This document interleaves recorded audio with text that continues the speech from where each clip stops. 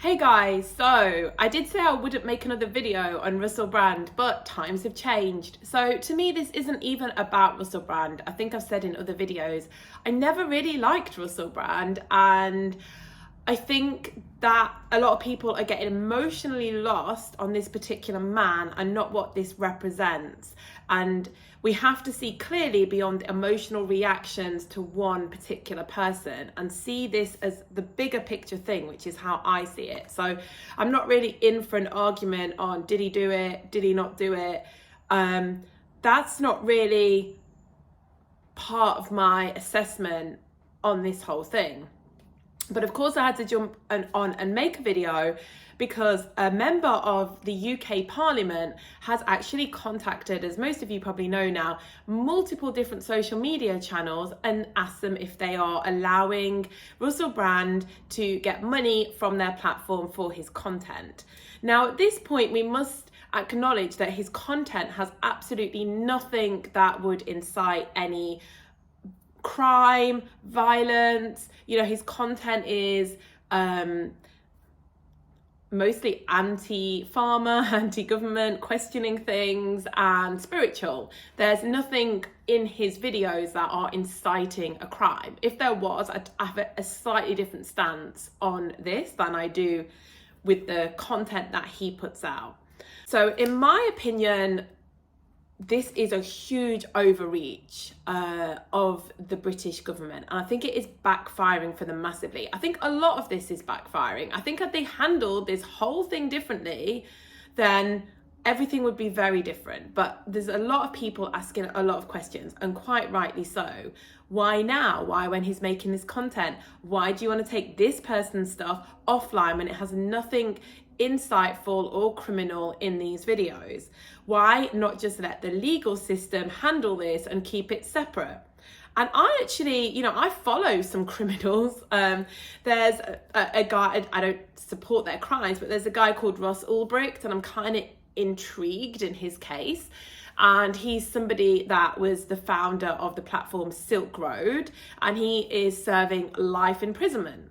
But he actually, from prison, sells NFTs through a Twitter account that's run by people on the outside.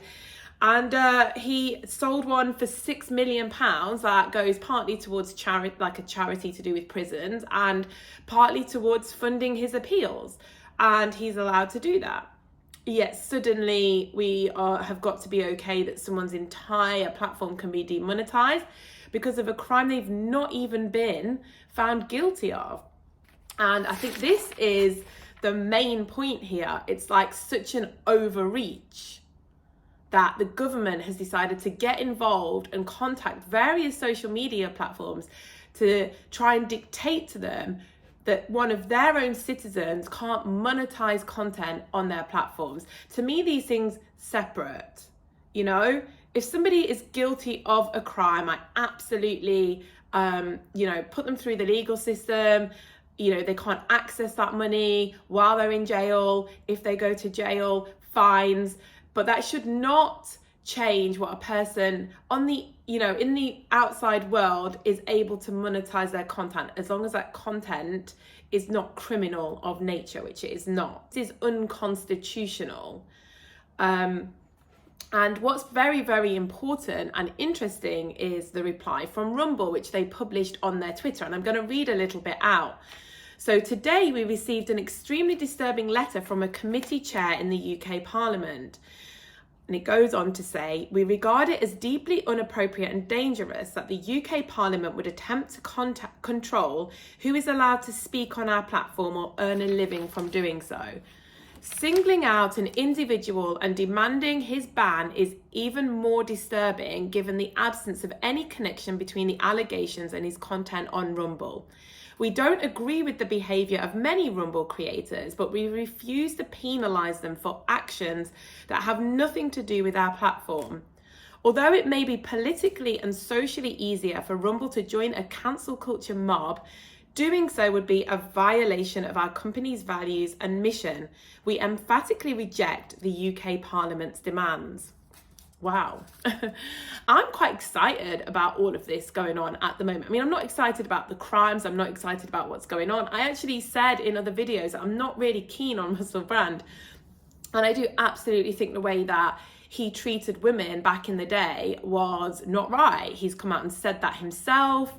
And ironically, the press that's now using these clips to show how bad he was at the time putting them on their front page, monetizing him, laughing at him, saying how great he was. So, you know, I don't really buy their thing that suddenly they have a problem with these same clips. Obviously, there's deeper investigations on criminal activity, and that's a separate thing. But showing clips of somebody that you don't like their behavior as they are on a TV program or a TV show, when at the time you were not only supporting it, you were giving it airtime, you were, you know, laughing along with it.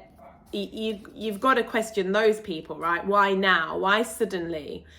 And I think this is a fantastic time. I think this is the turnaround, you know, because I think they thought everyone would jump on the cancel mob and be like, yeah, it's okay. Let's just demonetize this person. Let's silence this person, you know. And they pick somebody that, you know, they pick at the negative things. So we have a reason to jump on and be a mob without sitting back and emotionally detaching and thinking, hold on, but what does this mean in the greater scheme of things? Is this really acceptable to do this to somebody? Because if we allow this to be done in this case, what does that mean going forwards? Does that mean the government can just come in and demonetize anybody because they say so, because they write to somebody and say, I don't like this person's content, so can you demonetize them? It's all about what this means if we allow this thing. What does this mean going forwards? And I'm not saying that Russell Brand shouldn't go to court and that he shouldn't be investigated criminally. I'm definitely not saying that. But this extra stuff, to take all of his content off the internet and not allow it to be monetized, that's where I have a problem. And a lot of people have a problem with this. And a lot of people are standing up and speaking out about it in a way that I've not seen them do before. And the fact that Rumble refused to bow down also means there's other platforms. I don't like this monopoly of platforms. I don't like that there's only one video sharing platform where people can make money from their content. That's dangerous ground, because that means that if you don't fall in line with their particular policies and their beliefs and their ideals, that you can just be thrown off and demonetized. I like that there's other platforms that are gaining momentum, and I think this has gotten a lot of new people to sign up for Rumble. It's brought new eyes to Rumble, and I think it's fantastic that there's other platforms in competition, and we don't just have this monopoly of a video sharing platform that, you know, their set of rules goes and nothing else can be heard, and I like that. So I think this is a great turning point. It's showing that people don't just want to lay down. They want to, you know, they want to get their opinions out there. They want to hear alternative opinions. They want to see different platforms. And I think this could be an exciting point of change for freedom of speech. Let's see. But that's my opinions on this. I think they're separate things. Legal, criminal prosecution is a completely separate thing to sharing videos that are completely non-related on a platform, on a video sharing platform. And having the UK Parliament get involved in that process, even before there's been any trial or court case, unconstitutional in my opinion. And it's good to see that a lot of people are having a discussion around this, and they're not just joining the cancel culture mob mentality. And let's see what happens with this, and hope everyone is good. Bye bye.